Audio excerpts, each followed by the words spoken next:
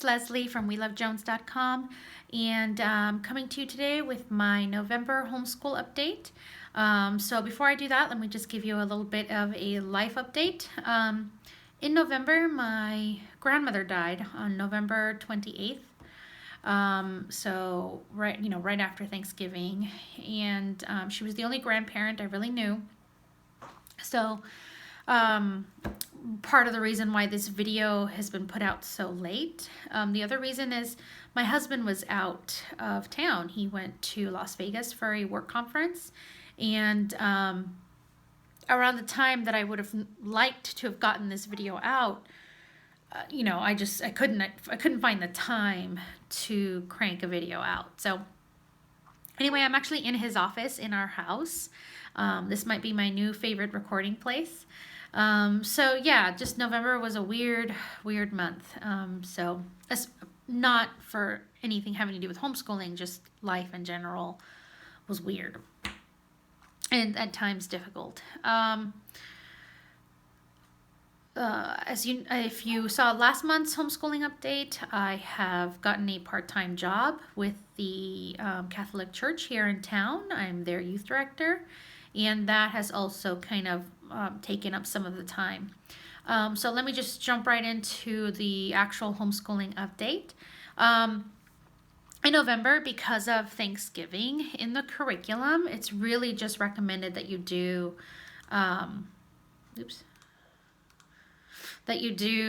15 lessons rather than 20. 20 lessons being a typical month in the K4 curriculum. I think that's probably true of K through 12 with BJU, but in K4 they've made it 15 lessons, so 3 weeks worth of school rather than 20 lessons, 4 weeks worth of school.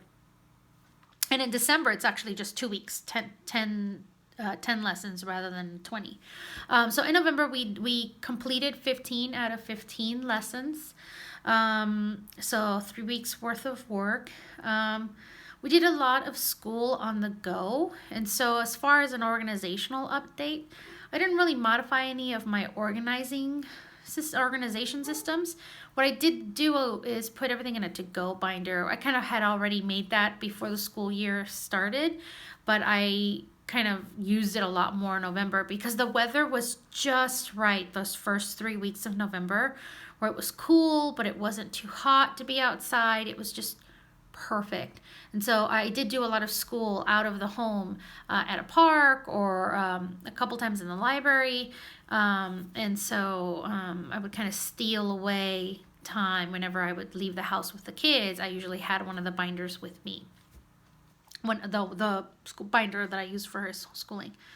And so that worked out great. So I'm just going to flip through some examples of some of the work my son did in November, because I don't think I really show you much. I kind of just talk in these videos, but I thought you might, I don't know how much I can really show without pissing off Bob Jones Press. So but here's an example. This is from, let's see, this is 67. Here's a review of the colors.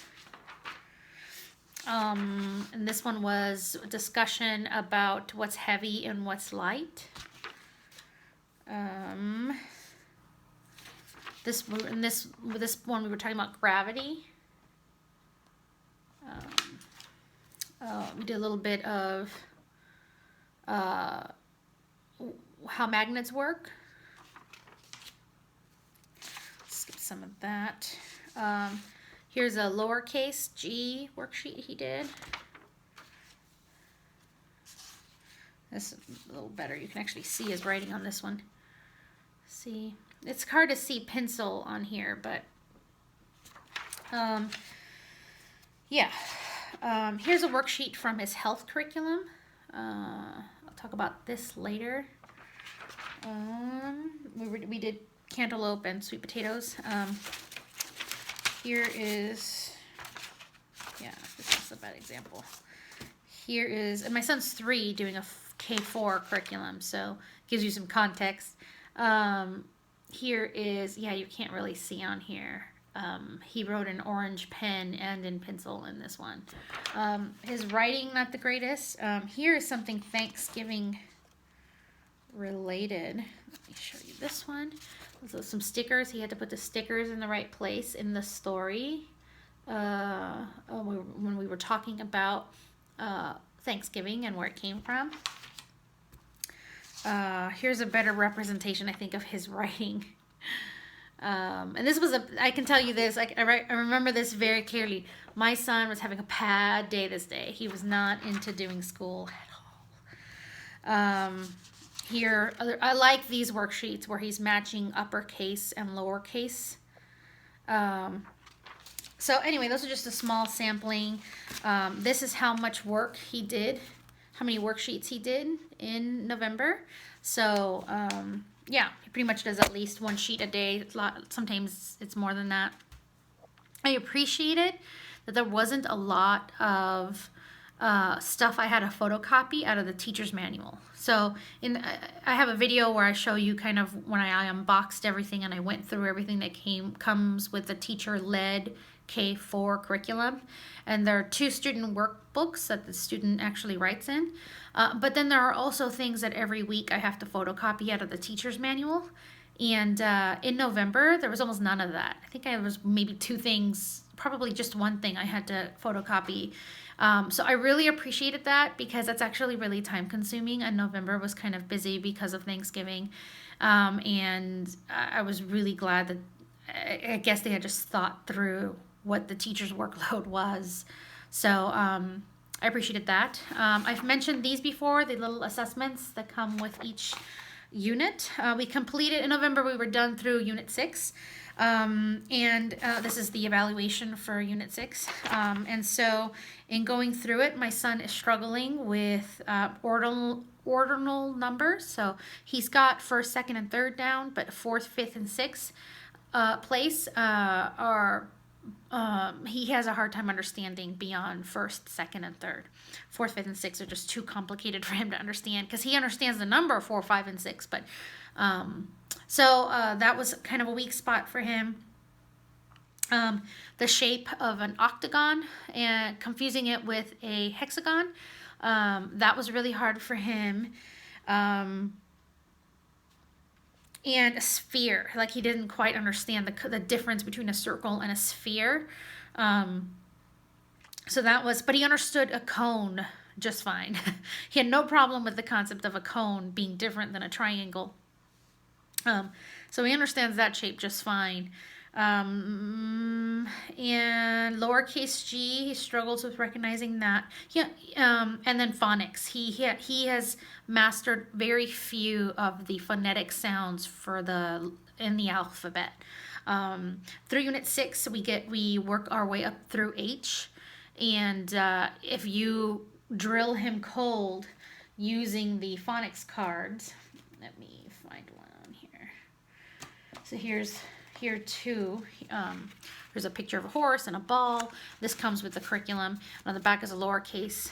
And so you ask him, what letter does, you say the word and you ask him what letter does this start with, he really struggles with phonics. I just can't get him to memorize it first. Now, I know other curriculums like the Alpha Phonics Primer and other curriculums out there focus on teaching the phonics first and letter recognition later. And I'm wondering if that would have been better for my son because he's struggling with phonics. Now, I will say that there's a chance that my son may have these problems no matter what because he's got a speech issue. His speech has significantly improved, but he's speech delayed, and so who knows, right? So we're chugging along with phonics. He struggles. He's improved immensely, but you can still you struggle to understand him anyway. So it's no surprise that phonics is one of his weaker subjects. Math is starting to become one of his stronger subjects. At the beginning of the year, it was his weakest subject, and he's seems to enjoy counting and shapes and colors and all that more math and science more than he is phonics. So things have kind of flip-flopped for us. And then based on this assessment, the other thing is a small, medium, large. He understands a small and medium, but I'm sorry, he understands small and big, but that medium, he doesn't understand medium very well. So it's just a vocabulary issue, I think. I think he more than I think it is him struggling with understanding the concept. So, yeah, so I want to show you the teacher's manual. Here is there's 3 teacher's manuals in the K4 curriculum, and I've tabbed them out, and we just finished through Unit 6 out of this Part 2, the second teacher's manual, and in December we have started Unit 7. So that's where we are with the core academic schoolwork for with my son. Excuse me. Shaky cam because I'm filming on my phone. The diversity, I think I've mentioned the diversity in the curriculum before. I really like that there are, in the core cast, there's a Hispanic character, there's an Asian character, there's a Black character. I wish they had, and in their explanation of the Thanksgiving story, they did a decent job of portraying both the Native Americans and the Puritans in a favorable light. And they spent a lot of time in the curriculum. There's a lot of things you could read and to kind of explain a little bit more about Native American culture, more than just the Native Americans that existed in that region, but it kind of takes you off in the curriculum took you off in a tangent and speaking more about other tribes in North America. I found that very refreshing, that there were visuals that went along with it among the materials. So points BJU for that, because I wasn't expecting that, so I'm happy. So yeah, I think that's it. Oh, circle time. There was no circle time. We did no circle time, mostly because we did school kind of in between things and we didn't do a lot of circle time. So I'm thinking, yeah, so I'll leave it at that. And the last thing I want to say about the core academic stuff that we do with BGU is that the 2 CDs, the audio CDs that come with the curriculum, they're great. They're better. It's better than last year's, because the K3, that CD I couldn't stand at all. The 2 CDs with the K4 curriculum at least have a lot of redeemable qualities to them. But there's certain songs that are just sung. I don't know where they found these kids, but they're just, these songs are not pleasing to me. I struggle through them. It's really hard to understand what the children are singing. The way they enunciate is really difficult. Like, if I was struggling to, I can't. I don't think it's helping my son's speech at all, because these certain, whenever one of those songs came up on one of the days that we were homeschooling, it was just tough. And sometimes I just tossed it out in the middle of the lesson and said, you know what, we're gonna move on to the next thing, because yikes. And I sometimes, when it, in the teacher's manual, when it says play this track, if I hadn't listened to it beforehand, I was kind of having to make a decision in the moment whether it was going to work. Most of the time it did, but just occasionally we would hit a track where I was just like, oh, it's like nails on a chalkboard. Just nails on a chalkboard. The music was not good on certain lessons. So that's more personal, I guess. But yeah. The next curriculum is the health curriculum. This is the teacher's manual, or one of the teacher's manual. This one has the visuals in it. We finished cantaloupe and we moved on to sweet potatoes. And let me see. Show you the picture. In this curriculum, we talk a lot about kind of where the food comes from, how it grows. So I like the visuals in this curriculum. They tie it into academic work. So here's one of the visuals for cantaloupe. Here's the other visual for sweet potatoes. You talk a lot about not just how it's farmed, but how it gets to you at the grocery store. So you can just see my son think more critically about what he eats, where it comes from. So I like that aspect of the curriculum. I'm very impressed with it for something that I got for free. I'm really happy with it. My son really enjoys the DVD that comes with it, and he can rewatch the DVDs just, it's very rewatchable. And so I'm super happy. A lot of the worksheets that come with that curriculum tie back into something academic. And so, yeah, I couldn't be happier with that curriculum. We keep chugging along at that. The only thing we struggle with is on the days where it cycles through a review of the USDA My Plate dietary recommendations. It used to be a pyramid. Now it's like a plate, like a visual of a plate. On those days, my son's like, he just cannot get through it. He just doesn't like it's just too much information, I think. Whereas when we're just focusing on one fruit or one vegetable,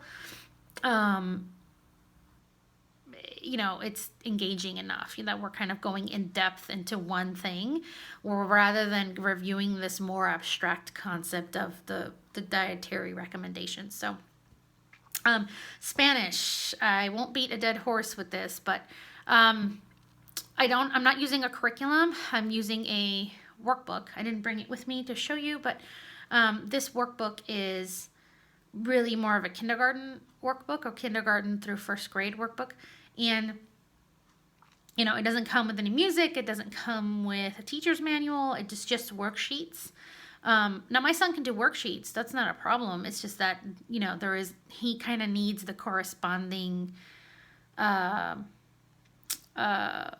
he needs to hear it, he needs to see it. So I focus a lot more on reading to him rather than worksheets, the worksheets that I bought, only because that seemed to be a more productive use of our time. And then we still do a lot of listening to music in Spanish when we're in the car en route to somewhere, and we're counting that as Spanish. I only have Spanish one day a week, but we're doing a lot more kind of peppered throughout the week. And that seems to be really effective in getting his interest in speaking in Spanish.